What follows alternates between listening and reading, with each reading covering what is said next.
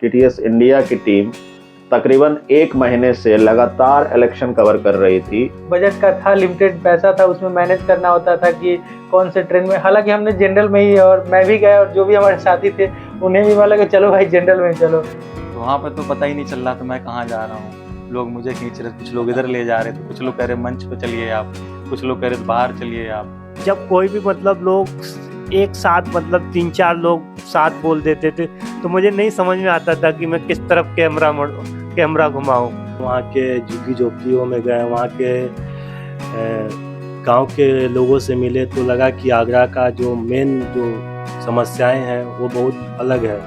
वो आपको हर चीज कागज बागज लेके जो भी अगर कुछ डॉक्यूमेंट में गड़बड़ हो रहा है वो सब आपको दिखाएगी आके कि उसको ऐसा लगेगा कि ये व्यक्ति हमारी प्रॉब्लम सॉल्व कर सकता है, इसीलिए वो उम्मीद के साथ दिखाती है। तो हम लोग का ये प्लान होता था किसी भी जिला में जाए तो वैसे जगह को चूज किया जाए जहाँ पे कोई नहीं पहुँच पाता है, जहाँ पे कोई नहीं जा पाता। काफी बार चांस रहता है कि हम लोग गलतियां हो जाती, तो रहता है कि नहीं भाई तुम टेंशन मत लो, बोलिए। और वहाँ पे एक व्यक्ति बहुत भावुक हो गए, रोने लग गए थे। वो कौन सा इलाका था? जब जहाँ तक इलेक्शन कवर करने गए सबसे पहले वहाँ के जनता का एक क्वेश्चन होता था कि आप किस पार्टी से हैं। तो स्लम बस्ती के लोग होते हैं, वो काफ़ी उनका दिल बड़ा होता है। जब आप उनके पास जाएंगे, उनसे बात करेंगे उनका, तो वो आपसे खाना तक इनवाइट करते, खाना खा लीजिए, पानी पी लीजिए। बाद में आपसे प्यार से मिल के जाते हैं, हाथ मिलाते हैं और धन्यवाद बोलते हैं। यही बहुत अच्छा लगता है कि लोगों ने इतना प्यार दिया। लोग थे, शरारती तत्व थे। प्याज और आलू के द्वारा हमारे कैमरे के ऊपर, हमारे बॉडी के ऊपर, विकास और हमारे ऊपर वो लोग चलाने लगे।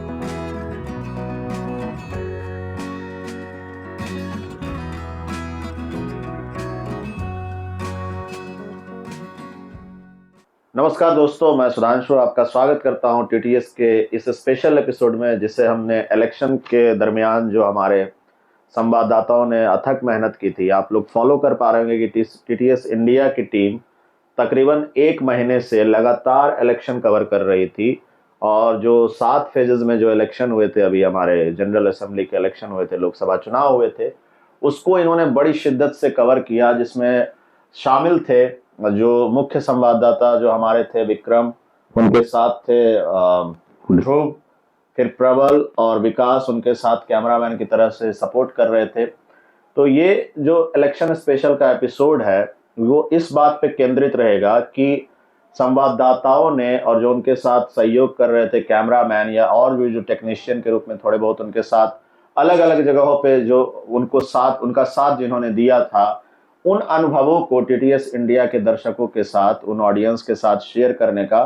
क्योंकि कहीं ना कहीं ये बात छिप जाती है कि इलेक्शन कवर जितना कुछ किया गया वो तो पर्दे पे आ गई, वो तो लोगों के सामने आ गई, लेकिन संवाददाताओं के खट्टे मीठे अनुभव अक्सर इस बात से अछूते रह जाते हैं लोग कि उन्हें क्या चैलेंजेस फेस करने पड़े, उनकी क्या समझ पैदा हुई। क्योंकि हर यात्रा एक अनुभव पैदा करता है और अनुभव से जो ज्ञान मिलता है वो बहुत अहम होता है। तो ये कोशिश है टीटीएस इंडिया की कि इन्होंने जो यात्रा के दरमियान जो चुनावी यात्रा इन्होंने की, पूरी कवरेज की, उनसे जो इनको अनुभव हुआ उससे इन्होंने क्या सीखा, क्या जाना, इनके जीवन में कुछ तब्दीलियां आई, देश के बारे में इन्होंने क्या समझा, उन राज्यों के बारे में क्या समझा, देश के हालात के बारे में क्या समझा। तो ऐसे अनुभवों को शेयर करने के लिए हमने एक इलेक्शन एपिसोड स्पेशल लाने की सोची आपके सामने। तो शुरुआत मैं करना चाहूंगा, पहले मैं इंट्रोडक्शन दे दूं। विक्रम है, ध्रुव है, प्रबल है, विकास है। आप गाहे बगाहे अक्सर इनको देखते होंगे टीटीएस इंडिया के अलग अलग एपिसोड्स में, इनके चेहरे आते रहते, लेकिन यही 4 लोग थे जिन्होंने बहुत मेहनत करी है टीटीएस इंडिया के एपिसोड्स, इलेक्शन स्पेशल, इलेक्शंस को कवर करने में। इन 4 चेहरों का बहुत बड़ा योगदान है। और लोग भी शामिल थे, लेकिन ये 4 लोग मुख्य रूप से उसमें शामिल थे। तो मैं विक्रम से शुरुआत करूंगा। विक्रम, आप बताइए कि इस चीज की कंसेप्शन कहाँ से आया कि आपको बाहर निकल कर, चूंकि हमने देखा टीटीएस इंडिया के एपिसोड्स में कि आप बाहर निकल करके इलेक्शन कवर करने गए थे, तो इस आइडिया की उपज कहाँ से हुई, ये सोच आपके अंदर कहाँ से निकली कि आप, शायद मेरे ख्याल से आपने पहला दौरा जो किया था वो आगरा से किया था, तो कहाँ से आपको आइडिया मिला कि मुझे बाहर निकलना है इसको कवर करने के लिए? जैसा कि आप जानते हैं कि हम लोग दिल्ली में रिपोर्टिंग करते हैं और बाहर जाने का पहले सोचते थे कि जाएंगे, लेकिन अभी हम लोगों का उतना बजट नहीं है कि जा पाए। तो एक दिन हम और हमारे साथी प्रबल ऐसे ही बातचीत कर रहे थे और प्रबल घर जाने वाले थे। ओके। तो इन्होंने बातों बातों में कहा कि चलिए मेरे घर पे रिपोर्टिंग करिएगा। इन्होंने मजाकिया अंदाज में बोला था तो मैंने इनके मजाक को सीरियसली लिया, बोले कि भाई इनके यहाँ जाने में तो और रहने में तो खर्चा लगेगा नहीं, यहाँ रह सकते हैं और खाना भी फ्री में मिल जाएगा। तो फिर मैंने इनके बातों पे सोचना शुरू किया। ये मैनपुरी से हैं और पहले इनको आगरा जाना था, तो फिर मेरा दिमाग गया कि मैं पहले मैनपुरी का प्लान करता हूँ। तो जो हमारे टीम के और भी साथी हैं, मैंने उनसे ये साझा किया कि ऐसा मेरे दिमाग में आइडिया आ रहा है, कर सकते हैं, बजट कम होगा और आसानी से यहाँ का कर सकते रिपोर्टिंग। फिर बढ़ता गया। सिर्फ जब ये आइडिया आया था कि हमें आउट ऑफ दिल्ली जाना है, उत्तर प्रदेश के अलग अलग जिलों में, तो ये बढ़ता गया और हमने आइडिया लगाया। जैसे मैनपुरी में ये इन्होंने समर्थन दे दिया ये, और उसके आगे जो भी उत्तर प्रदेश में जो भी हमारे मित्र थे, इलाहाबाद में, गोरखपुर में, बनारस में, मैंने उनसे मदद मांगी कि हमें रिपोर्टिंग करनी है, आप हमारी थोड़ी मदद कर दीजिए। तो ये प्रबल ही है जो जिनके द्वारा ये अच्छा सफल हो पाया। तो प्रबल मतलब कुल मिलाकर के आपने प्रेरित किया। आपके दिमाग में कुल मिलाकर के आया कि आप चलिए, बहुत रैंडम था या आपके दिमाग में कुछ पहले से था कि मैनपुरी में टीटीएस इंडिया को कवर करना चाहिए, या बिल्कुल ही रैंडम था, एकदम से आया था कि ये बातों बातों में निकल गया था ये? जैसा कि सर मैनपुरी में 7 मई को वोटिंग थी, तो वोटिंग में मुझे जाना था, मतलब कि थोड़ा घर पे काम भी था और मैं सोच रहा था कि वोट भी दे के आऊँगा। तो ऐसे ही मतलब बात चल रही थी कि तो मैंने कहा विक्रम से कि मुझे मतलब घर जाना है, वोटिंग की वजह से और भी काम है, तो तुम दिल्ली में रिपोर्टिंग कर ही रहे हो तो मैनपुरी में भी कर सकते हो। तो ये कोई प्लान नहीं था, बस जैसे कि मुझे घर जाना है, मतलब तो दोस्त को बताते ही हैं कि घर जाना है, तो दोस्त को बताया कि हाँ घर जाना है, तो बस ऐसे ही मतलब रैंडमली बताया और आगे ये मतलब पूरा मतलब वहाँ से पूरा आइडिया निकल के आया। ओके। तो विक्रम, जैसा आपने कहा कि रिसोर्स काफी लिमिटेड हैं, टीटीएस इंडिया की बात करें, या आप कह रहे थे कि आपके पास बजट उतना नहीं था, राइट? तो मैनेज करने में कुछ मुश्किलात सामने आई आपको? कुछ जैसे कि आसानी से मैनेज हो गया, या आपने कहीं कुछ कॉस्ट कटिंग की? जैसे ट्रैवलिंग के दरमियान चलिए खाना पीना आपका वहां पे हो गया, जी, लेकिन जैसे यात्रा मतलब एकदम से हौसला ही था जो आप वो करवा रहा था, या कुछ मैनेजमेंट भी था जो आपसे ये चीज करवा रही थी? हौसला इसमें ज़्यादा था क्योंकि यात्रा हमारी लगभग 1 सप्ताह की थी और उसमें ये था कि मैं खुद अब सोचता हूँ या अपने मित्रों से शेयर करता हूँ कि मैं रात में ट्रैवलिंग करता था और दिन में रिपोर्टिंग करता था, और पिछले मतलब चुनाव के दौरान इतनी धूप मतलब थी, आप समझ सकते हैं। तो वो एक तरह से हौसला ही था। और आपने बोला कि बजट का जो बात था, उसमें कहीं ना कहीं हमें ध्यान देना होता था क्योंकि बजट का था, लिमिटेड पैसा था, उसमें मैनेज करना होता था कि कौन से ट्रेन में। हालांकि हमने जनरल में ही, और मैं भी गया और जो भी हमारे साथी थे उन्हें भी बोला कि चलो भाई जनरल में चलो। तो दिल्ली से भी हम लोग जनरल में आगरा गए थे और उसके आगे भी हमने सोचा कि जहाँ पैसा बच जाए वहाँ बचाना है। नहीं, बहुत बड़ी बात, क्योंकि मैं एक चीज साझा करना चाहूंगा, मैं इस चीज को आप लोग की करेज की दाद देना चाहूंगा, क्योंकि सही में आपको किसी बजट का तो कोई लिमिट नहीं होता है। मैंने जो इलेक्शन कवरेज देखे हैं बहुत कॉस्टली होते हैं, बहुत बजट उनमें खर्च होता है, लेकिन आप लोगों ने जिस तरीके से मैनेज किया वो बहुत काबिले तारीफ है। तो फाइनेंस कैसे मैनेज कर रहे थे आप?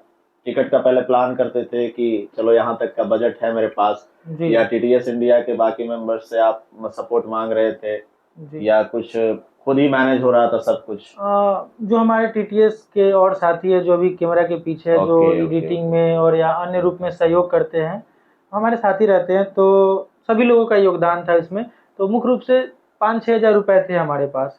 तो जितना भी उत्तर प्रदेश का कवर हुआ है वो 5,000 में ही कवर हुआ है। मतलब पूरे 5,000 में उत्तर प्रदेश का कवर हुआ। आपने बहुत मिसाल है एक तरीके की। अगर मैं सच बताऊं तो एक वीडियो बनाने में, आज स्टूडियो के सेटअप में एक सिंपल वीडियो बनाने में लोग यहाँ दिल्ली के अंदर लाखों लाख खर्च कर देते हैं, और 5,000 के बजट में खर्चा तो और भी। जैसे प्रबल के रूम पे रुके तो जैसे इनका घर मिल गया, तो अगर एक होटल लेते हैं तो 2,000 रुपए वो खाना मिल गया फ्री में, तो खर्चा और अलग रूप से हुए है। लेकिन जो मेरा पैसा, जो मेरा कहना गलत होगा, जो हमारे साथी का पैसा, जी, हाँ। तो वो 5,000 के आसपास ही लगा जाने से। चलिए, अगर मैं उसको 10,000 का भी बजट मानता हूँ कि आपने 10,000 में भी कवर किया है, तो ये बहुत कमेंडेबल चीज है टीटीएस इंडिया की टीम के लिए।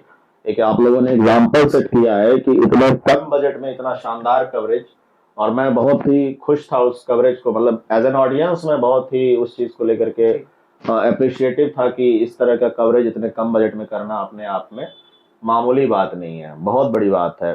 तो प्रबल, आप कैमरामैन के तौर पे इनके साथ थे। हाँ, आगरा, आगरा में विकास थे। अच्छा, विकास मैनपुरी में प्रबल थे। अच्छा, तो कैमरामैन के तौर पे आगरा में आप इनके साथ थे। तो जी। आपने इंस्पिरेशन कहाँ से पाई कि आपको भी इस कवरेज में आपको साथ जाना है?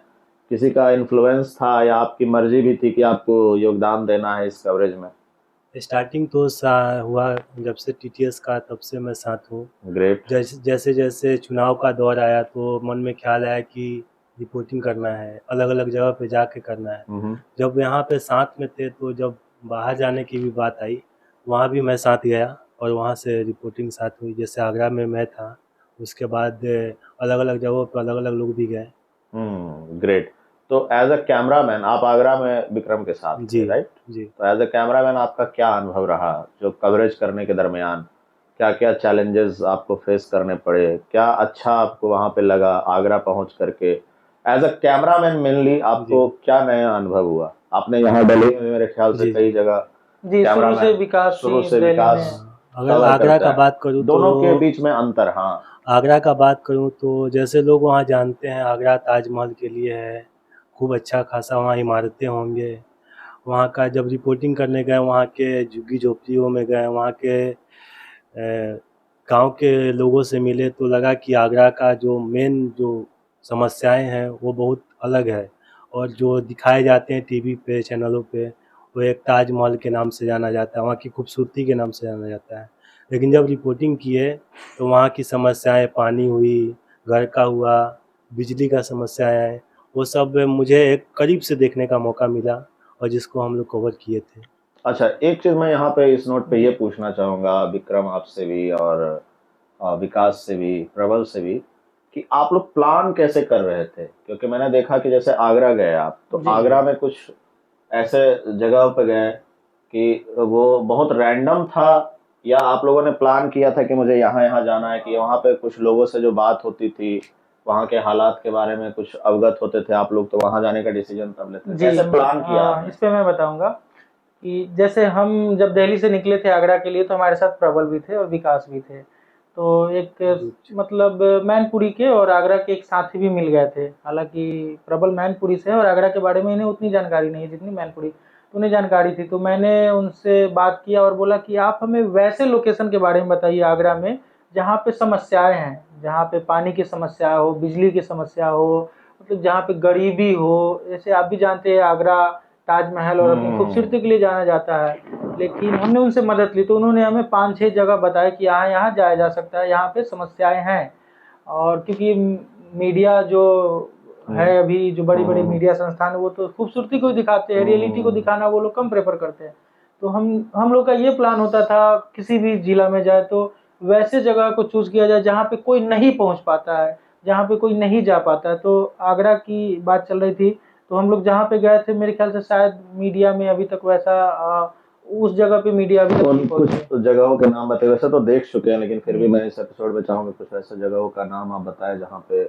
अभी तो माफ करिएगा याद नहीं आ पा रहा, अगर विकास को याद हो एक तो। जगह था लोहा मंडी। लोहा मंडी, ओके जहाँ पानी की समस्या थी। पानी की समस्या थी। वो एपिसोड मैंने देखा था, काफी मार्मिक जी। था मेरे ख्याल से, बहुत प्रासंगिक भी था। हम्म, तो वहां तक आपको लोगों ने पहुंचाया कि आप वहां जाइए। एक रूट बना था, मतलब कि हाँ। इस जगह के बाद यहाँ जाना है, यहाँ से नजदीक ये वाला लोकेशन होगा, ओके। इसको हम कवर जैसे कर हम सकते हैं लोगों का आसानी से। एक दिन में ये हम लोग आपस में डिसाइड किए थे कि हमें कम से कम एक जिला में 5 रिपोर्टिंग करना है। ओके, ऐसी प्लानिंग आपकी थी कि एक 5 जिले में 5 रिपोर्ट तैयार करना है।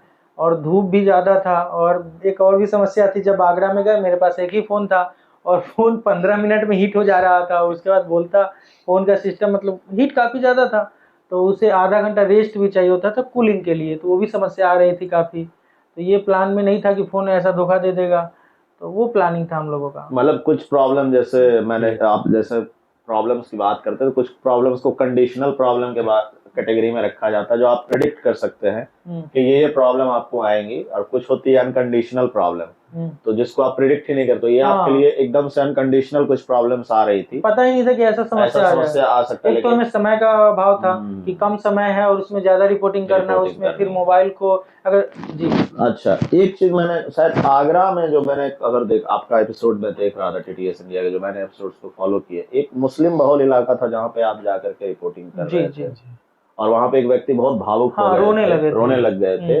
वो कौन सा इलाका था? वही लोहा मंडी के आसपास में ही था। तो वहाँ के बारे में आपको लोगों ने ही बताया था, या जैसे लोगों ने ही पहुंचा दिया था कि हाँ, वही ट्रेन वाले भाई साहब ही हमें उन्होंने लोकेशन बताया था। अच्छा। और मेरा ये टारगेट होता था कि मैं मतलब सभी क्षेत्र को, जैसे गरीब है तो ऐसा नहीं कि सिर्फ हिंदू ही गरीब है, तो ये मेरा हमेशा से फोकस रहा कि मुस्लिम बस्ती पे भी ध्यान दे, क्योंकि उनकी भी एक अहम हिस्सेदारी है इस देश में। बिल्कुल। तो वहाँ भी मेरा टारगेट रहता था कि हम कम से कम मुस्लिम बस्ती में तो जाए जरूर। तो वहाँ हम लोगों का प्लान था, तो हम लोग पहुंचे थे। अच्छा, ये प्लानिंग का पार्ट था कि अगर आप कवर कर रहे हैं तो वहाँ के कुछ ऐसे क्लस्टर को देखा जाए जहाँ पे मुस्लिम मुस्लिम हो, दलित हो। ओके, चलिए, बहुत अच्छी चीज है, क्योंकि वाकई आज का पॉपुलर मीडिया जो है कुछ वैसे चीजों को हाईलाइट नहीं करता जो उनको करना चाहिए, तो आप लोगों ने इस चीज का ध्यान रखा, ये बहुत अच्छी बात है।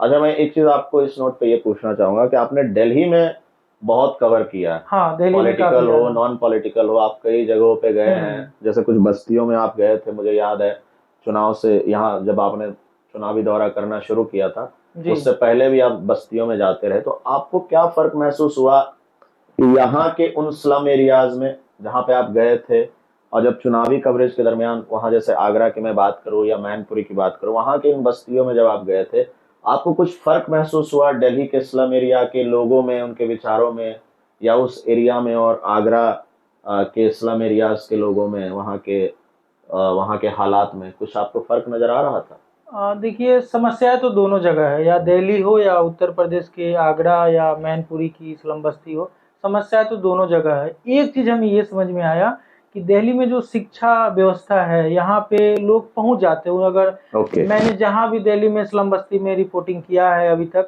वहाँ के जो बच्चे होते हैं, मैं शिक्षा पे सवाल जरूर करता हूँ बच्चों से जब भी मौका मिलता है कि आप किस क्लास में पढ़ रहे हो, तो यहाँ के बच्चे को शिक्षा मिल जा रही है, और दिल्ली की सरकारी स्कूल की जो व्यवस्था है वो सही है।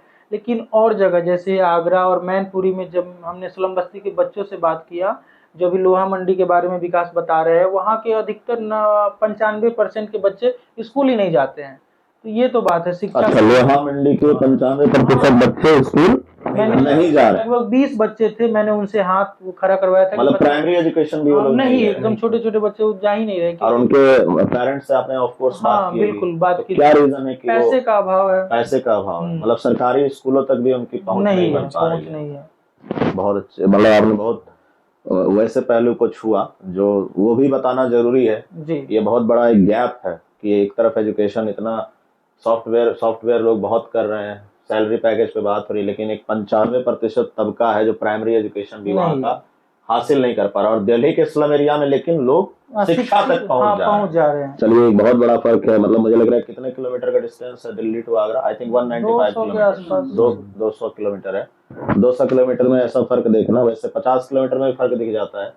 तो मैनपुरी में कैमरामैन के रूप में आपके साथ थे प्रबल थे पूरी। तो प्रबल, आपका मैनपुरी में एज ए कैमरामैन कैसा एक्सपीरियंस रहा? क्या आपने भी कुछ गाइड किया था विक्रम को मैनपुरी के कुछ एरियाज को लोकेट करने में, क्योंकि आप वहाँ से शायद बिलोंग करते हैं, तो आपको जैसा कि मैं मतलब मैनपुरी से ही आता हूँ, तो मैनपुरी में मतलब मैं मैनपुरी जिले से आता हूँ, लेकिन मैं मैनपुरी में बहुत ज़्यादा रहा नहीं, तो मतलब मुझे भी मैनपुरी की ज़्यादा कोई जानकारी नहीं थी। तो जब विक्रम ने पूछा कि मतलब हमें ऐसी जगह जाना है जहाँ पे मतलब जहाँ मीडिया पहुँचता नहीं हो, तो वो मतलब जिस तरह मतलब स्लम्स हुए, दलित, तो मतलब जैसे तो मेरे दिमाग में मतलब जैसे कि एक ही मतलब जो स्लम बस्ती आई, क्योंकि मैं उस रोड से सिर्फ मतलब जब मैं था उस स्लम बस्ती का मैनपुरी वो मंडी जो मतलब मैनपुरी की अनाज मंडी है उसके सामने थी, तो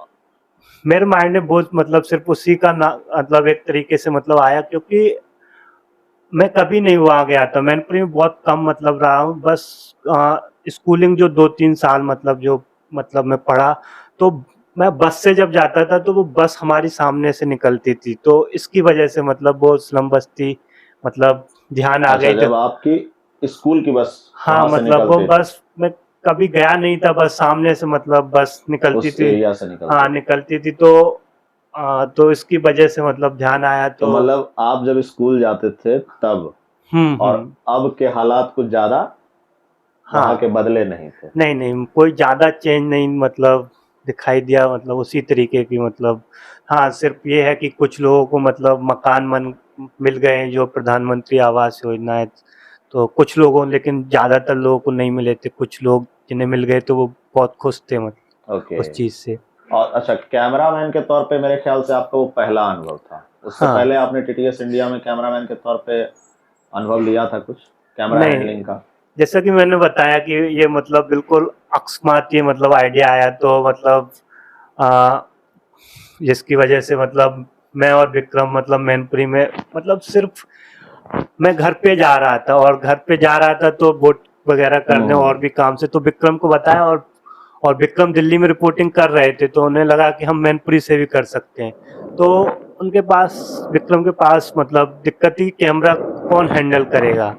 तो मैंने कहा कि मतलब मैं तो कैमरा हैंडल नहीं कर सकता हूँ, क्योंकि मैं कभी किया ही नहीं है, कभी पकड़ा नहीं है। मेरे से कहो तो मैं ढंग से सेल्फी नहीं ले सकता हूँ अपनी, मतलब मुझे इस कैमरा का इतना भी ज्ञान नहीं है, मतलब मैं ठीक से फोटो नहीं खींच पाता हूँ। जो दोस्त मुझे पकड़ाते हैं कि मतलब हमारा फोटो खींच दो या सेल्फी ले लो, तो मैं ले नहीं पाता हूँ, मुझे नहीं पता किस तरीके से। तो मैंने कहा मुझे तो कैमरा की कोई जानकारी नहीं है। तो विक्रम ने कहा कि मतलब हम तुम्हें मतलब समझा देंगे किस तरीके से हैंडल करना है।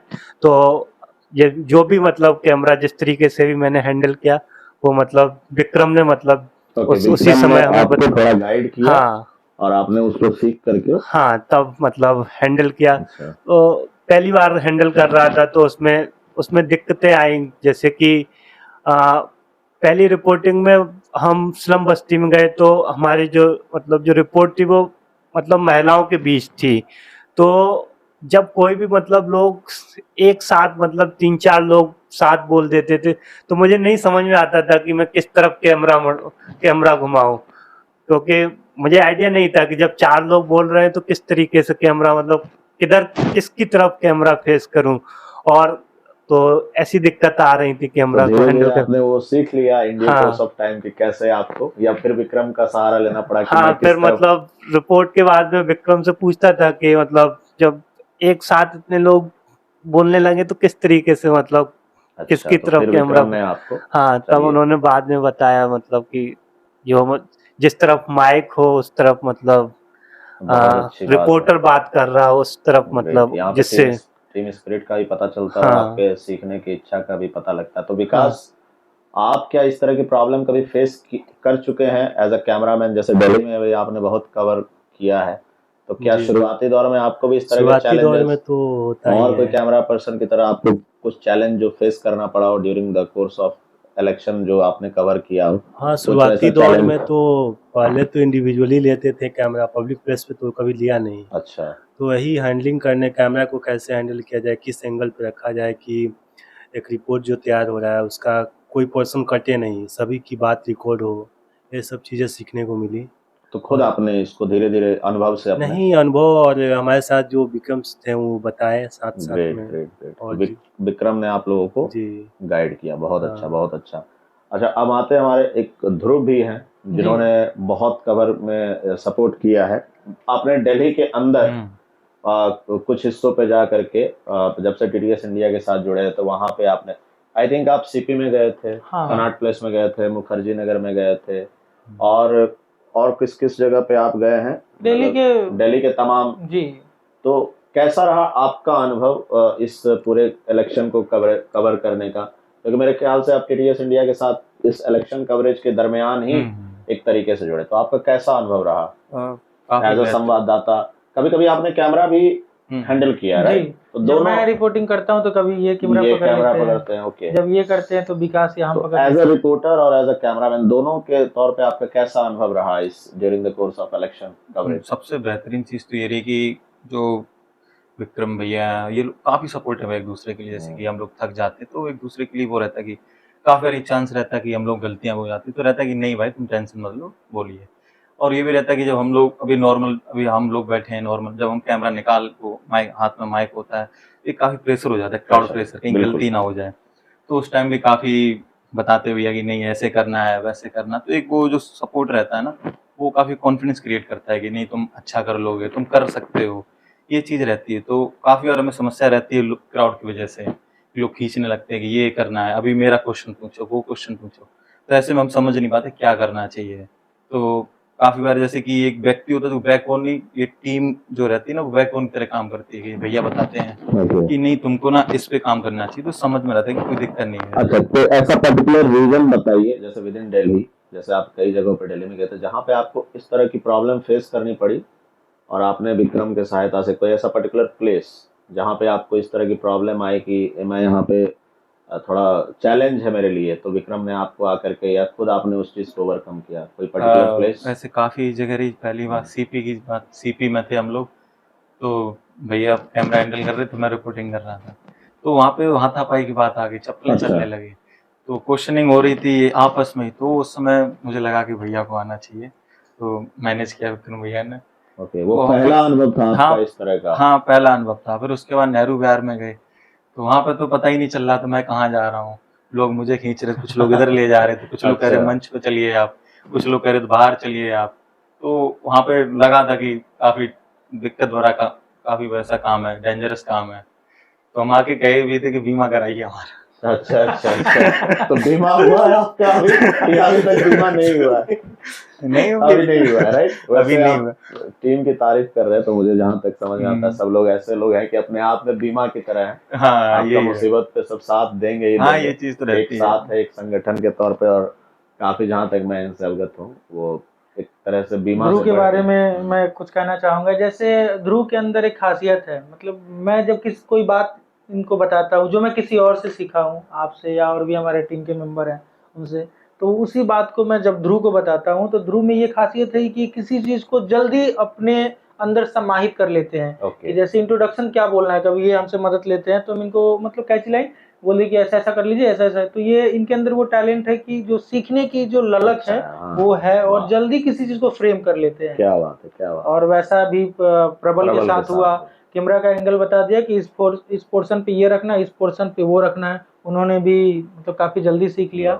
और विकास तो हमारे पुराने साथी हैं, तो वो तो शुरू और से उनके अंदर भी मेरे ख्याल से ये जी। क्षमता है, क्योंकि मैं भी उनको देख रहा हूँ, एक मैच्योरिटी बहुत उनके जी। अंदर आई है जब से मैं उनको जान रहा हूँ, तो काफी अच्छी तो चीज। उसको तो मैं डांट भी देता हूँ क्योंकि है वो छोटा भाई है मेरा। तो उसमें होता है कि मैं थोड़ा सा जब कुछ गलती करता है तो वो गुस्सा थोड़ा सा दिखाना जो भाई के रूप में स्वाभाविक क्या है। बात है। तो मैं देखिए, डांट भी देता हूँ कि गलत कर रहे हो, नहीं करना, निकल जाओ यहाँ से।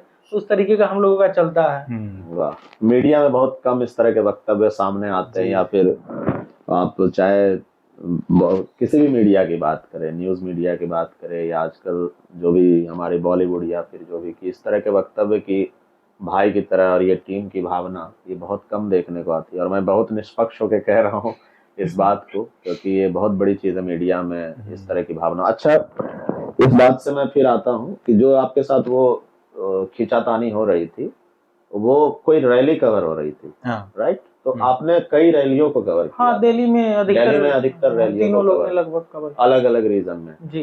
तो एक डिफरेंस मैं ये पूछना चाहूंगा कि जब आप जा रहे थे कहीं पे इलेक्शन को कवर करने, और जैसे आपने अलग अलग जगहों पे दौरा किया और रैली को कवर किया, चुनावी रैलियों को बहुत कवर किया, तो उन दोनों में क्या अंतर लग रहा था आपको? जैसे चुनावी रैलियों में क्या माहौल था, जैसा ये बता रहे, कुछ तो अंदाजा लग गया कि खींचातानी हो रही है जी, और वहां पे और यहाँ पे रैलियों में क्या आपको अनुभव लग रहा था? दोनों में ग्राउंड रिपोर्टिंग जहाँ पे आप जाके कर रहे थे और रैलियों को जो कवर कर रहे थे, वहां में क्या अंतर था? देखिए, अगर इसको कम शब्दों में बोला जाए तो जब हम ग्राउंड पे जाते हैं रिपोर्ट करने, तो वहाँ की रियलिटी पता चलती है कि यहाँ क्या समस्या है। और जब हम रैली में जाते हैं, किसी भी पार्टी का रैली हो, तो वहाँ पे जो लोग आते हैं वो उस पार्टी का ही गुणगान करते हैं। उन्हें जो भी समस्या हो, हाँ, मेंटेलिटी के होते हैं कि बस इन्हीं का समर्थन करना है। और जब हम ग्राउंड पे जाते हैं, किसी के बस्ती में जाते हैं, तो वहाँ दिखता है और लोग भावनात्मक रूप से बोलते हैं कि हमें ये समस्या है, पानी, बिजली, गैस,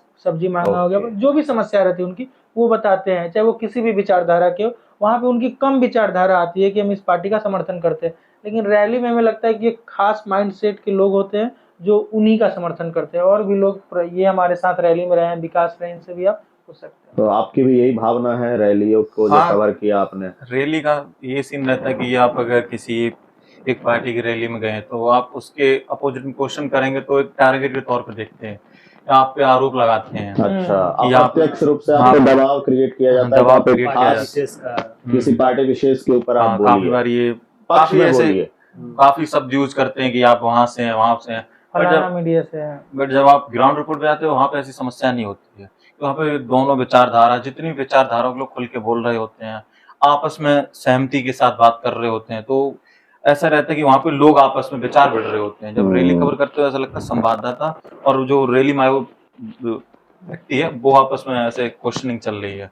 ये चीज काफी देखने को मिली है। ओके, वैसे ये सवाल मैं चारों से पूछूंगा कि जैसे कई बार जैसे परिस्थितियां ऐसी उत्पन्न हो जाती है ग्राउंड रिपोर्टिंग में भी, या फिर जैसे आपने चुनावी रैलियों को कवर किया, जी। तो मेरा भी जो अनुभव रहा है ग्राउंड, मतलब जहाँ पे भी मैंने वर्क किया पहले किसी भी क्षेत्र में, तो कई बार चूंकि आप एकदम से ऐसे लोगों से मिल रहे होते हैं जो जिनसे आप पहले बात ही नहीं करते, आपकी प्री प्लानिंग जितनी भी होती है वो फेल होती रहती है टाइम टू टाइम। जी।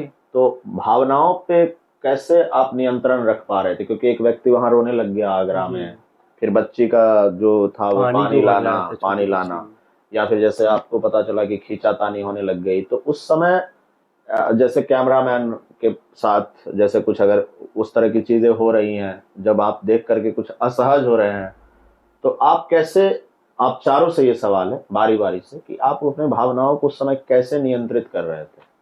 विक्रम, मैं आपसे ही शुरू करूंगा।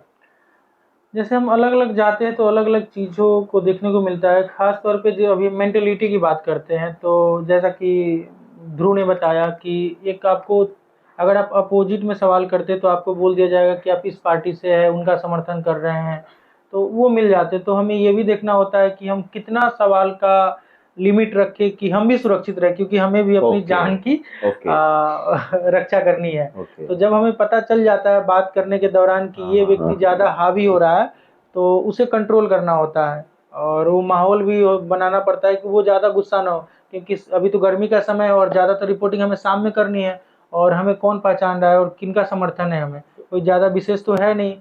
तो उसमें देखना होता है माहौल को कि माहौल ज़्यादा, जैसे इन्होंने बताया कि चप्पल चल गया था, तो वो ज़्यादा गुस्सा ना करे, हमें ना मार दे कहीं, तो उस तरीके को देखना पड़ता है। हाँ, तो मैं फिर से उस सवाल पे आऊँ, क्योंकि मेरा सवाल यही है कि वो तो चलिए ठीक है, आप ये परवाह कर रहे हैं कि सामने वाले को ज्यादा गुस्सा ना आए, लेकिन जब आपको गुस्सा आ रहा होता है तो आप कोई मैकेनिज्म, ऐसा कैसे मैकेनिज्म का मतलब कोई पद्धति इस्तेमाल करते हैं कि चलो, या फिर अपने आप को समझाते हो कि मुझे अपना काम मेंटेन करना पड़ेगा? क्योंकि जैसा कि आपसे कई लोग सीख रहे हैं, विकास ने सीखा या प्रबल ने कैमरा हैंडल सीखा, तो जो दर्शक देख रहे हैं, जो भावी आपकी जो पीढ़ी होगी जर्नलिज्म में जाएगी या ग्राउंड रिपोर्टिंग करेगी, तो मेरे ख्याल से उनके लिए भी ये जानना कि जब चीजें थोड़ी हाथ से बाहर निकल रही हैं, भावनात्मक चीज, जैसे आदमी रोने लग गया तो काफी भावुक माहौल था, तो उस समय आपका भावुक हो जाना बहुत ऑब्वियस होता है और वहां भटकने के चांसेस ज्यादा होते हैं। तो कैसे आप लोगों ने अपने भावना पे कंट्रोल किया या फिर भावना को बहने दिया? कुछ ये आप कोई पद्धति इस्तेमाल कर रहे हैं कि या करते हैं? एक कोई ना कोई टूल तो हर कोई इस्तेमाल करता है, कुछ समझाता है अपने आप को, तो किस तरह से अपने आप को जो समझा आपका रहे थे? सवाल था आपने डिफाइन किया, मैं इसका जवाब देना चाहूँगा। मैंने और भी लोगों का रिपोर्ट जो बड़े बड़े हैं उनका देखा है, सुना है। तो खास तौर पे जो मीडिया है, आपका काम है दिखाना। अगर आप वहाँ पे भावुक हो जाते हैं तो जाहिर सी बात है जो समस्या है वो लोगों के बीच नहीं पहुँच पाएगी, और लोगों के बीच, सरकार के बीच अगर वो बात नहीं पहुँच पाती है और जिनके हाथ में पावर है वो उसे नहीं ठीक कर सकते हैं। तो हमें एक बात याद आ रही है कि यही आपके द्वारा ही कहा गया था कि अभी किस देश में युद्ध चल रही थी जो अभी रुका, यूक्रेन में, हाँ, उसके ऊपर जो एक शॉर्ट मूवी बनी है, तो उस घटना को मैं याद करता हूँ। हाँ, मैं बताना चाहूंगा 20 Days in Mariupol नाम की ऑस्कर भी जीती जी। थी। तो उस घटना को जब मैं याद करता हूँ तो वो अंदर में कंट्रोल करना पड़ता है कि जब आपके सामने 5 साल की एक बच्ची जिसके हाथ में कलम होनी चाहिए, किताब होनी चाहिए, वो पानी ढो रहा है या ढो रही है, और भी ऐसे ऐसे समस्या है। इतना बड़ा जिस रूम में हम बैठे हैं, ये 10 बाई 12 की कमरा है, इसमें 5 रूम बना दिया जाए, उसमें लोग फैमिली के साथ रह रहे हैं, वैसे चीज़ों को देखना। एक पिता है जो वो उसके नज़र के सामने उसका बेटा मरने वाला है, उसका इंतजार कर रहा है कि वो मर जाना है, उसे कंफर्म है। तो वैसे चीज़ों को कंट्रोल करना होता है हमें। मतलब वो भावुक तो हम भी होते हैं, लेकिन हमारे साथ जो व्यक्ति होते हैं या हम कैमरा के सामने होते हैं, उसे मैनेज करना पड़ता है कि भाई दिखाना है इसे, क्योंकि तुम्हारा काम दिखाना है। अगर तुम आज इससे पीछे हट गए तो हो सके इसकी जो समस्या है इसका निदान हो जाए तुम्हारे दिखाने के कारण। अच्छा, तो ध्रुव, आपकी भी क्या यही भावना है? ऐसे ही आप कंट्रोल कर रहे थे अपने आप को? हाँ, काफी बार ये रहता है कि जैसे कि मैं किसी से कोई क्वेश्चन पूछा तो गलत रिप्लाई आता है, या कुछ ऐसा आता है जिसका सही मुझे पता होता है, बट काफी बार मुझे ये लगता है कि हम एज अ संवाददाता, एज अ रिपोर्टर, हमारा काम है क्वेश्चन करना, लोगों को दिखाना कि चल क्या रहा है। अगर हम ही काउंटर क्वेश्चन करने लगेंगे तो हम में उनमें कोई ज्यादा अंतर नहीं है। प्रबल, आपका एज ए कैमरामैन कभी कभी ऐसा हुआ कि भावना हावी हो रही थी? कई बार मैंने देखा, ये जर्नलिज्म में एक बहुत बड़ा चैलेंज होता है कि लोग पूछ देते हैं कि वहां पे आप कैमरा संभाल रहे थे तो आपने वहां पे जाके मदद क्यों नहीं किसी की? एक्सीडेंट कवर कर रहे थे तो आपने किसी को मदद? ये बहुत बड़ा क्वेश्चन है। एक जर्नलिज्म के पढ़ाई में भी एक क्वेश्चन होता है, एक डिलेमा होता है। तो क्या कैमरामैन के तौर पे आपको कभी वो डिलेमा डिलेमा का मतलब आप समझ रहे हैं, असमंजस की स्थिति कि मैं ये करूं या वो करूं, कभी ऐसा आया सामने कुछ वाकया?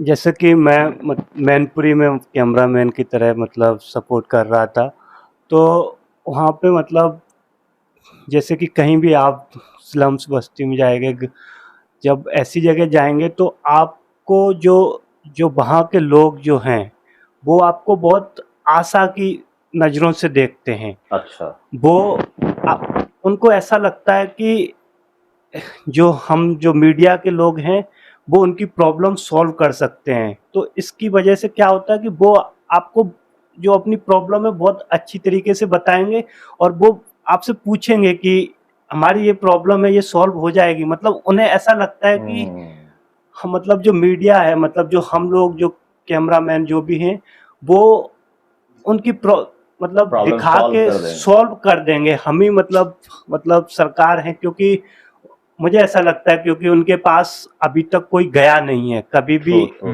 कोई भी सरकार का नुमाइंदा, कोई भी अधिकारी, कोई भी नेता उनके पास नेता गया नहीं है। नेता उन्होंने कभी देखा ही नहीं है उन्होंने, मतलब एक तरीके से। तो उन्हें ऐसा लगता है कि जब हम लोग जाते हैं, जो भी मीडिया के लोग, कि ये लोग हमारी प्रॉब्लम सॉल्व कर सकते हैं। तो ऐसा ही केस मतलब एक मैनपुरी में आया, मतलब जब हम लोग रिपोर्ट कर रहे थे, तो एग्जैक्ट चीज़ तो नहीं पता कि वो ध्यान नहीं रही है कि वो किस चीज़ की मतलब बारे में, मतलब किस चीज़ की मांग कर रही थी। शायद पेंशन को रिलेटेड कुछ था कि, तो वो कह रही थी कि हमारी पेंशन मतलब बन जाएगी कि नहीं, मतलब स्टार्ट हो जाएगी कि नहीं। तो उन्हें ऐसा घर और पेंशन, हाँ, इंदिरा आवास और हाँ। तो मेरा अनुभव यही है कि मतलब जो उनको बहुत आस होती है, जो भी मतलब जनता है, उनको बहुत एक्सपेक्टेशन एक बांध लेती है कि आप हाँ, उनके प्रॉब्लम को एक्सपेक्टेशन बांध लेती है, और वो एक उम्मीद के नजर से देखने लगती है कि ये हमारा समस्या वो का निदान कर सकते हैं। वो आपको हर चीज कागज लेके, मतलब जो भी अगर कुछ डॉक्यूमेंट में गड़बड़ हो रहा है वो सब आपको दिखाएगी आके, कि उसको ऐसा लगेगा कि ये व्यक्ति हमारी प्रॉब्लम सॉल्व कर सकता है, इसीलिए वो उम्मीद के साथ दिखाती है। तो ऐसे ही एक और अनुभव ध्यान आ रहा है, जब मतलब मैं कॉलेज में था एनएसएस में, तो मैं यहीं मतलब दिल्ली में ही, ये जो यमुना के पास, यमुना के नीचे मतलब जो बस्ती है, तो वहाँ पे एनएसएस की टीम में हम लोग गए थे। तो ऐसे एक मतलब एक इंसान थे, जो व्यक्ति थे, तो उनका बच्चा बीमार था, उसका इलाज नहीं हो पा रहा था। तो और उनके मतलब राशन भी नहीं आ पा रहा था, मतलब 2-3 समस्या थी। तो वो हम लोगों को बहुत मतलब क्या कहते हैं, उम्मीद की नजरों से उन्होंने सब कागज दिखाए आके, एक कागज करके, देखो ये दिक्कत है। अगर तो यही है कि मतलब जनता को बहुत उम्मीद होती है मीडिया से भी और नेताओं से भी। तो ये बहुत गहरी बात कही आपने, और ये बहुत, इंग्लिश में एक शब्द आता है सटल, बहुत सूक्ष्म ये चीज़ है जिसको आपने हाईलाइट किया है, कि वहाँ पे कोई पहुँचता नहीं तो मीडिया से वो उम्मीद पाल लेते हैं, और ये चीज़ लोगों के सामने आनी चाहिए कि वो मीडिया वहाँ पे क्या रोल निभाने गई है और कितना प्रासंगिक हो जाता है मीडिया का काम, क्योंकि उससे पता लगता है कि वो लोग कितने कट ऑफ है। क्योंकि मैं उम्मीद की बात करूं तो मुझे लग रहा है कि जब विक्रम वहाँ पे मुस्लिम बहुल इलाके में आप कवर कर रहे थे तो जी। व्यक्ति जो रो रहा था वो भी इस व्यक्ति, क्योंकि उम्मीद कहीं ना कहीं उसकी लगी हाँ। कि यहाँ पे अब मुझे कुछ आस जग रही है और मैं, हो सकता है कि उनके प्रॉब्लम का समाधान हो जाए। तो ये बहुत ही अच्छी चीज आपने पॉइंट आउट की प्रबल। तो विकास, आपका भी ऐसा ही मानना है और या फिर ऐसे ही आप अपनी भावनाओं पर नियंत्रण करते हैं? कभी चीजें आपके सामने असहज होती हुई दिखती हैं, आपको भी लगता है कि आपसे एक्सपेक्टेशन पाल ली जाती है एज ए कैमरामैन, और आपको लगता है कि कैमरामैन के तौर पे आपका फर्ज है कि मैं उस चीज को दिखाऊं ज्यादा, कभी या फिर इमोशन जैसे कि ज्यादा यहाँ हावी जिस होता देश है कि कोई एक माध्यम है जो सरकार के थ्रू चाहे हमारी समस्याओं को रख सकता है जहाँ तक हमारी निदान हो। तो बहुत सारे समस्याएं आते हैं, जिससे आपने बताया कि जो पेशेंट थे वो एक व्यक्ति था जिनका बच्चा बीमार था, तो एक आशा ही थी कि हमारी बात को पहुंचाए, वहाँ से मेरा निदान हो पाए, एक कनेक्शन बन पाए कि हाँ मेरा वहाँ से सेटल हो जाए समस्या। तो शायद अच्छा, एक बार मैं जल्दी से सबको आपसे ये पूछना चाहूंगा इसी का, कभी ऐसा लगा कि हमें प्रॉब्लम सॉल्वर की भूमिका निभानी चाहिए रेदर देन कि सिर्फ दिखाने के? कभी ऐसी भावना आप चारों में के अंदर आई कि देख करके कि यार सिर्फ दिखाने से क्या होगा, हमें इन सब चीज़ों को छोड़ छाड़ करके इस सर्विस में उतर जाना चाहिए या फिर पॉलिटिक्स से ज्वाइन कर लेना चाहिए? कभी ऐसी भावना बलवती हुई? मेरे अंदर तो आती है, आपके अंदर आती मेरे है, अंदर से ध्रुव, आती आपके है। अंदर काफी बार कभी? सोचते हैं तो बट ऐसा लगता है अभी हम उतने कैपेबल नहीं है कि लेकिन हम वो आती है आती ये है।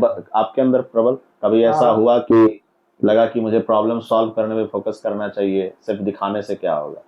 हाँ, मतलब ये माइक समझ में आता है। लगता है कि मतलब एक समय के बाद मतलब प्रॉब्लम सॉल्वर की तरह ही मतलब काम करना चाहिए, क्योंकि लेकिन फिर ये भी समझ में आता है कि अगर मतलब हम ठीक से अपना काम करेंगे, अगर प्रॉब्लम दिखाएंगे तो शायद जो प्रॉब्लम सॉल्वर की भूमिका में है शायद उन तक बात पहुंचे और वो आगे कुछ कदम लेकिन जब भावना आ जाती है कभी कभी कि हमें प्रॉब्लम सॉल्वर की तरह से बलवती हो जाती है आपके अंदर, विकास आपके अंदर भी कभी कभी लगता है कि हमें प्रॉब्लम सॉल्वर बनना चाहिए, पॉलिटिक्स ज्वाइन कर लेना चाहिए या कोई सर्विस ऐसे ज्वाइन कर लेनी चाहिए यहाँ पे आके मैं इनका सॉर्ट आउट इतना मतलब कि जल्दीबाजी हुआ करना कि हाँ पॉलिटिक्स में जाएंगे तभी सोल्व होगा, उससे पहले दिखा रहे अभी जो आपकी भावना क्या होती है? जनरलाइज नहीं करना चाहता हूँ मैं इस चीज को, आपकी उस समय क्या भावना आती है कि कभी लगता है कि प्रॉब्लम सॉल्वर की भूमिका में मुझे आना चाहिए? जी कभी कभी ऐसा कभी ही कभी आता है। चलिए, अब इंटरव्यू का समय भी काफी हो रहा है, मेरे ख्याल से रैप अप करने का वक्त है। तो एक चीज मैं पूछना चाहूंगा कि कुछ खट्टे मीठे अनुभव जो आप लोगों ने, जो आपने जो कवर किया, खट्टे मीठे अनुभव से कड़वे या अच्छे अनुभव, as a cameraman, as a reporter, आपको क्या वहां पे जाकर के कुछ चीज जो बहुत अच्छी लगी, कुछ चीज जो से इस पूरे कलेक्शन को कवर करने के दरमियान जो आपको काफी बुरी लगी, कुछ ऐसा वाकया जो आपको बहुत हर्ट कर गया, या फिर कुछ ऐसा वाकया जो आपको एकदम छू गया दिल को, कुछ लोगों ने ऐसा वेलकम किया, कुछ लोगों से ऐसा प्यार मिला?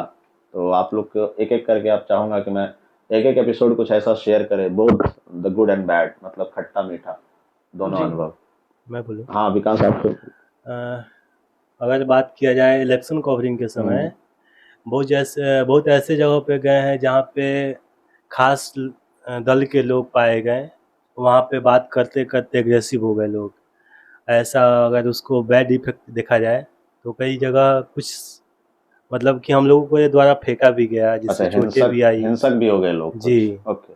और मतलब वहाँ से निकलना पड़ा, रैप अप करना पड़ा, अपना रिपोर्टिंग को बंद करना पड़ा, चलना।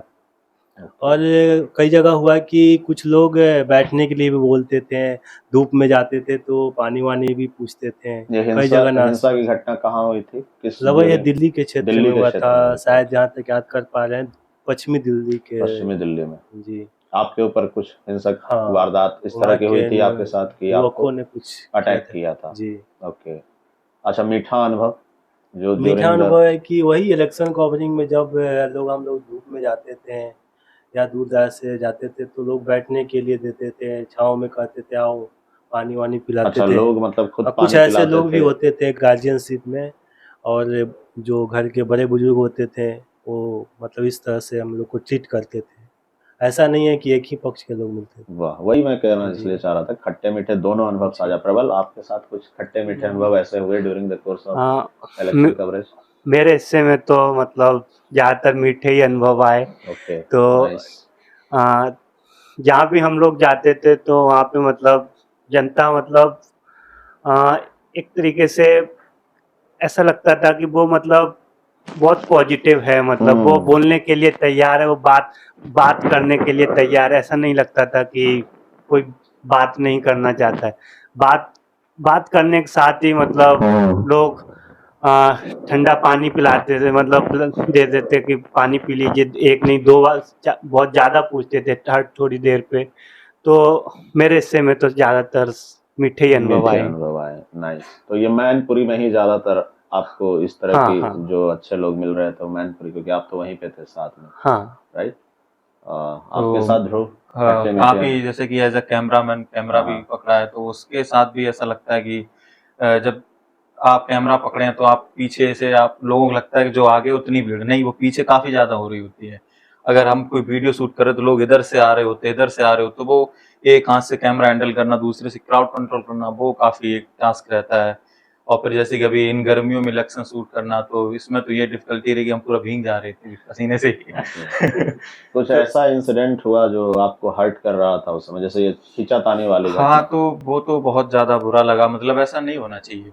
आप ओके, बात कर रहे हैं तो लोगों को लगता है कि कहीं और की मीडिया है, या इनको इधर कर दो, या छोटी ओके, मीडिया है, इसका हम कुछ भी कर ओके, सकते हैं। ओके, ये लोगों को माइंडसेट रहता है। ओके। और तो अच्छा अनुभव? अच्छा अनुभव ये रहता है कि काफी लोग ऐसे मिलते हैं, जैसे कि आपने उनसे बात की, बाद में वो आपसे प्यार से मिल के जाते हैं, हाथ मिलाते हैं और धन्यवाद बोलते हैं। यही बहुत अच्छा लगता है कि लोगों ने इतना प्यार दिया। बहुत बेहतरीन रहता है।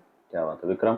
जी, जैसा कि आपने सवाल पूछा खट्टे और मीठे अनुभव, पहले खट्टे की ही बात करते हैं फिर मीठा पे आएंगे। तो दिल्ली में हम लोग पहले से रिपोर्टिंग कर रहे थे, जैसा कि विकास ने बताया। तो पहला ऐसा अनुभव था कि हमारे ऊपर एक छोटा अटैक हुआ। अटैक इट मीन्स कि वहाँ के जो लोग थे, शरारती तत्व थे, प्याज और आलू के द्वारा हमारे कैमरे के ऊपर, हमारे बॉडी के ऊपर, विकास और हमारे ऊपर वो लोग चलाने लगे। वो शाम 8 बजे का समय था, पश्चिमी दिल्ली का वो क्षेत्र था। तो फिर हमने ये डिसाइड किया कि हमें दिल्ली की शाम के समय दिल्ली में नहीं जाना है, क्योंकि शाम के समय कुछ लोग ड्रिंक वगैरह भी कर लेते थे, तो वो मिसबिहेव करते थे। वो तू मतलब अजीब तरीके से बात करना। करना। और दिल्ली में और भी घटनाएं हुई हमारे साथ कि लोगों ने हमारे ऊपर अटैक भी किया। फ़ोन जो हमारा माइक कैमरा था वो भी छीन लिया गया। और इलाहाबाद में, सॉरी, उत्तर प्रदेश में भी कुछ ऐसे अनुभव रहे हैं कि कुछ एक बड़े मीडिया के लोग थे। जब हम बात कर रहे थे लोगों से, तो वो एक बड़े चैनल से थे, तो बात करते करते हम उनके पास पहुँचे कि क्या आप बात हमसे करना चाहेंगे। तो वो एक होता है ना कि भाई तू तो छोटा है, तो उन्होंने थोड़ा मिसबिहेव किया कि यार तुम लोग क्या चले आते हो ये सब करने वगैरह। तो वो एक बड़े मीडिया का, तो वो ऐसा अनुभव रहा है। मीठे खट्टा अनुभव रहा है। और मीठे अनुभव पे अगर कहा जाए तो जो स्लम बस्ती के लोग होते हैं वो काफ़ी, मतलब उनका दिल बड़ा होता है। जब आप उनके पास जाएंगे, उनसे बात करेंगे उनका, तो वो आपसे खाना तक इनवाइट करते, खाना खा लीजिए, पानी पी लीजिए, वो भी ठंडा पानी लाएंगे। बहुत जगह तो वो होता है कि वो खुद जो पानी पी रहे कि नहीं, कि वो दुकान से खरीद के लाइए, ये दुकान वाला पानी नहीं, नहीं मैंने नहीं, हम नॉर्मल ही पानी पी लेंगे, आप लाइए। तो ऐसा भी हुआ है। मतलब लोग खाने के लिए पूछते हैं, आपको पानी पिलाएंगे, बैठाएंगे, कुछ जगह बिस्कुट वगैरह भी इनवाइट होता है कि खाइए।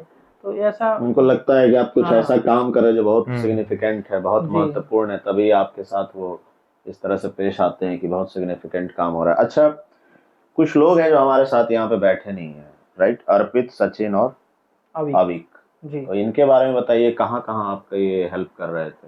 अर्पित, मैनपुरी के बाद हम इलाहाबाद में गए थे। ओके। इलाहाबाद में भी काफ़ी अच्छा रहा मेरा रिपोर्टिंग वहाँ अर्पित यूनिवर्सिटी। ने क्या भूमिका निभाई थी? अर्पित ने कैमरामैन के तौर पे कैमरामैन कैमरा के में तौर काफ़ी मदद पे। किया अच्छा, था। अर्पित को बहुत बहुत धन्यवाद अगर वो देख रहे हैं तो। ओके। तो अर्पित ने वहाँ काफ़ी मदद की थी हमारी, और उनका बाइक भी था, तो वो काफ़ी ज़्यादा रिपोर्टिंग हो पाया। बाइक से उन्होंने हाँ हाँ, आपको सहयोग किया। तभी तो हो पाया इतना ज़्यादा रिपोर्टिंग अर्पित ग्रेट। इलाहाबाद में। और इलाहाबाद, जी मैं आऊँगा, सचिन पे आऊँगा। हाँ, इलाहाबाद। इलाहाबाद में हम संगम पे जब रिपोर्टिंग कर रहे थे, तो वहाँ भी एक थोड़ा सा खट्टा अनुभव देखने को मिला था। लोग आपस में लड़ गए थे। अच्छा, शाम का समय था, लगभग 9 बज रहा था, और हमें रिपोर्ट तैयार करना था। रिपोर्ट हमारी तैयार नहीं हुई थी, और कल हमें गोरखपुर के लिए, सॉरी, बनारस के लिए निकलना था। तो वहाँ भी, और सचिन का ये था कि जैसे पहले आगरा और मैनपुरी का प्लान बना, तो फिर हमारे जो साथी है वो बोले कि जब मैनपुरी, 2 ही रिपोर्टिंग होना था उत्तर प्रदेश में, आगरा और मैनपुरी, तो उसके आगे मेरा कोई प्लान नहीं था, गोरखपुर तक जाने का कोई प्लान नहीं था। तो जो हमारे साथी उन्होंने कहा कि यहाँ तक आ गए तो इलाहाबाद भी चले जाइए। हमने लास्ट तक मना किया, फिर हम बोले चलो ठीक है चले जाते हैं। तो हमारे साथी के द्वारा इलाहाबाद तक भेजा गया।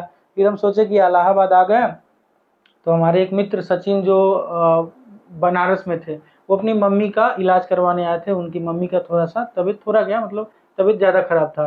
तो हमने उनसे रिक्वेस्ट किया कि मैं बनारस आ जाता हूँ, आप थोड़ा मदद कर दीजिए, क्योंकि प्रधानमंत्री का सीट था। तो वो सचिन ने काफ़ी मदद किया। सचिन भी वहाँ पे एक रिपोर्ट किए, पहले से सचिन हमारे लिए पटना से 1-2 रिपोर्ट तैयार कर चुके हैं। हमारे मित्र हैं, बिहार से ही हैं। और ये लास्ट में जो गोरखपुर में हम लोग गए, तो हमारे साथी के मित्र हैं अभिक, और उन्होंने काफ़ी मदद किया। कुछ और भी लोग हैं जो एज अ कैमरा पर्सन तो सचिन और अभी को टीटीएस इंडिया की टीम की तरफ से, और अर्पित को भी बहुत बहुत धन्यवाद कि आपने इसमें पूरा सहयोग किया। तो मुझे लगता है कि जितने भी हमारे संवाददाता थे और कैमरा पर्सन थे, हमने उनके साथ बातें की और उनके अनुभवों को जाना, खट्टे मीठे अनुभवों को। और मुझे लगता है कि जितनी सच्चाई से और जितनी ईमानदारी से और जितनी इनोसेंस के साथ इन्होंने अपनी बातें साझा की है, आज के समय में मैं थोड़ा अनबायस्ड होकर के ये कहना चाहूँगा कि इस तरह की इनोसेंस भरी जो फीडबैक है अपने कवरेज को लेकर के, वो ज़्यादा सुनने को नहीं मिलती। और रही बात कि जैसे छोटा या बड़ा मीडिया, मीडिया है, और मीडिया का काम है जैसे कि कभी कभी ये हावी हो जाना, ये पहलू कि मैं प्रॉब्लम सॉल्वर की भूमिका निभाऊं या एज अ ब्रिज बनूं एक पब्लिक और जो गवर्नेंस है उसके बीच। तो ये भावना शामिल हावी हो जाना बहुत लाजमी है। लेकिन इन लोगों ने जिस जिस तरीके से अपने ऊपर नियंत्रण रखा, जिस जिस तरीके से मैनेज किया है, वो टीटीएस इंडिया की इस बात की खासियत को दिखाता है कि ये लोग अपने मिशन को लेकर के, अपने ऑब्जेक्टिव को लेकर के कितने तत्पर हैं। क्योंकि सारे ये युवा हैं, इन्होंने अपनी कई जिम्मेदारियों को ताक पे रखा कुछ दिनों के लिए, और उन्होंने प्रायोरिटी इस बात को दी कि हम एक निष्पक्ष रिपोर्टिंग, एक बहुत ही वैसी रिपोर्टिंग, फ्रेश रिपोर्टिंग, जल्द से जल्द, जैसे कि मुझे पता चल रहा था, जैसे विक्रम ने बताया कि प्लान कर रहे थे कि कल की रिपोर्ट, कल यहाँ पे इलेक्शन होना है तो हमें यहाँ पहुंच जाना चाहिए, और कवर कर रहे थे। इनका फोन गर्म हो जा रहा था किसी तरीके से कि कैसे हमें शेयर करना। बहुत लिमिटेड रिसोर्सेस के बावजूद इन्होंने जितनी कवरेज की इन चारों, और अभी प्रतीक और सचिन के सुधांशु जी, एक बात और मतलब कहनी है। जैसे कि जब मतलब रिपोर्टर और कैमरामैन 2 लोग जाते हैं, तो कभी कभार ऐसा होता है जो रिपोर्टर, जो कैमरामैन सब देख रहा होता है, रिपोर्टर मतलब किस तरीके की रिपोर्टिंग कर रहा है वो मतलब उसको चलता रहता है। तो जैसे कि हमारे साथ विक्रम मतलब रिपोर्ट कर रहे थे, तो विक्रम वैसे वाकई में अच्छी रिपोर्टिंग करते हैं और उनकी तारीफ करनी चाहिए इसलिए इसकी। लेकिन जब आप मतलब जैसे मैं मैनपुरी से ही हूँ, विक्रम बिहार से हैं, तो जब विक्रम अपनी मतलब जो मतलब मैनपुरी की भाषा विक्रम को नहीं आ सकती है, तो कभी कभार ऐसा होता था कि मतलब कोई जब वहाँ की भाषाएं बोलता था तो 1-2 बार विक्रम को समझ में नहीं आया।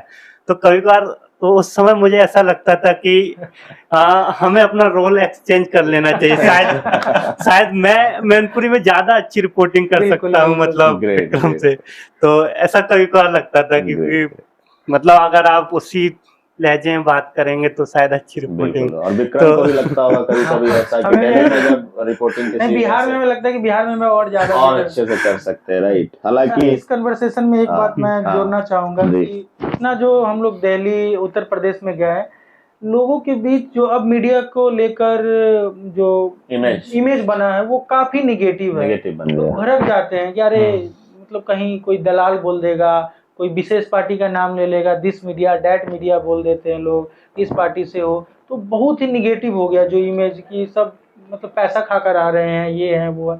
तो ये बहुत हो गया अभी, जो मैं अपने अनुभव की बात बोल रहा हूँ। कोई बात नहीं, मुझे लगता है कि टीटीएस इंडिया की पूरी टीम, जैसे प्रबल ने अभी अपना फीडबैक दिया, तो मैं कह ही रहा था कि इतनी इनोसेंस भरी और इतनी सच्चाई भरी फीडबैक आपको शायद अभी के समय में मीडिया, जो पॉपुलर मीडिया है, या मुझे नहीं दिखती कि इतनी ईमानदारी से कोई अपना पक्ष रख रहा है। और विक्रम ने जैसे बात कही इमेज जरूर खराब हो चुकी है मीडिया की, इस बात में कोई दो राय नहीं है। और लेकिन आप जो कर रहे हैं, टीटीएस इंडिया की जो टीम कर रही है, जो आपने सिद्ध किया, उस इमेज को कहीं ना कहीं सुधारने का काम कर रही है। और ये जो एपिसोड था, ये इसके पीछे भी कहीं ना कहीं इस बात की एक हम लोग तस्दीक देना आप कुछ कहना चाहते हैं? मैं एक बात बताऊंगा कि जब जहाँ तक इलेक्शन कवर करने गए, सबसे पहले वहाँ के जनता का एक क्वेश्चन होता था कि आप किस पार्टी से हैं। अच्छा। सबसे सर्वे करने आए हैं कि मैंने उनका एक होता था कि किसी एक पार्टी ने इन्हें भेजा है, सर्वे करने आए हैं, ये पता करने आए हैं कि यहाँ का क्या वोट मैंने मेरे किस पार्टी की तरफ जा रहा है रुझान। मतलब इतना मीडिया का एक लेवल का जो बात करेंगे ना, इस टाइप का लोग बना इमेज बना ली। लोग जल्दी से बात भी नहीं करना बात चाहते, नहीं करना चाहते, बचते हैं कैमरे से। उनको लगता है कि हम कुछ कुल गलत मिला या के, हाँ वही बात की इमेज ऐसी बन गई है कि हमेशा आपको पक्ष या विपक्ष की कैटेगरी जी। में डाल दिया जाता है, निष्पक्ष आप नहीं हैं, इस तरह से आपको सोचा जाता है। तो वही मैं बात कर रहा था कि टीटीएस इंडिया की टीम, मुझे जो लगता है कि जो पूरे रिपोर्टिंग की टीम है, या जो बैकग्राउंड में जो एडिटिंग कर रहे हैं, या फिर जो भी है इसको जो बाकी सब चीज़ों में भी जो इन्वॉल्व हैं, वो पूरी की पूरी टीम इस बात को साबित करने की कोशिश कर रही है कि निष्पक्ष मीडिया होना पॉसिबल है। और विद इन लिमिटेड रिसोर्सेज, जिस तरह की कवरेज इन चारों ने और बाकी जो 3 लोगों ने इनको कवर करने में जो सहायता दी है, वो चाहे इनकी रिपोर्टिंग के बाद जो एडिटिंग हो रही थी, जिस तरीके से उसको जल्दी से जल्दी लाया जा रहा था, क्योंकि मैं साक्षी था उस बात का कि कितनी मेहनत हो रही है उस इलेक्शन को कवर करने में। कई चीज़ों को पोस्टपोन करके पूरी टीम उस चीज़ को तन्मयता से सिद्ध कर रही थी कि कवरेज जो है इलेक्शन को लेकर के तुरंत आनी चाहिए। और मैं उस बात को विटनेस कर रहा था कि कैसे टीम उसमें लगी हुई है। एक चीज़ को कह करके मैं रैपअप करना चाहूँगा, छोटे मीडिया बड़े मीडिया की जब बात होती है, और जिस तरह से इन लोगों ने काम किया है, पूरी युवा टीम है, और मैं उम्मीद करता हूँ कि इनके जोश खरोश में कोई कमी नहीं आएगी। एक शेर है कि ये जो आईने पे गुबार है, ये तेरी नज़र का फिसार है, जिन्हें था संवरने का हौसला, इसी आईने से संवर गया। तो बात यह है कि जब इन्होंने कहा कि बहुत लिमिटेड रिसोर्स थे, 10,000 की भी बजट नहीं थी इनकी, और इतने लिमिटेड रिसोर्स में इन्होंने जिस तरह से पूरे इलेक्शन को कवर किया एक स्टेट में जा करके, यूपी के पूरे स्टेट में, मुझे लगता है कि ये लोग जल्द ही पूरी टीम इंडिया की, टीटीएस इंडिया की जो टीम है, वो पूरे नेशन में जब भी नेक्स्ट इलेक्शन होगा या कुछ भी ऐसा होगा, जल्दी इस बात को, हो सकता है कि हम जल्दी से जल्दी इस बात को पॉसिबल कर ले कि पूरी पैन इंडिया हम इलेक्शन कवरेज या फिर जैसे कहीं भी रिपोर्टिंग हो तो हम उस चीज़ को संभव कर पाए। और इस चीज़ को संभव कर पाने में आपका सहयोग अपेक्षित है। हम उम्मीद करते हैं कि टीटीएस इंडिया को आपका प्यार मिलता रहेगा, और इस एपिसोड को और बाकी भी जो प्रयास चल रहे हैं टीटीएस इंडिया के, अगर वो प्रयास आपको सराहनीय लग रहा है, वो लग रहा है आपका प्यार देख करके, लेकिन उस प्यार को बरकरार रखिएगा, और उसमें सहायता देने के लिए, सहायता प्रदान करने के लिए हमारे चैनल को लाइक शेयर सब्सक्राइब करिएगा।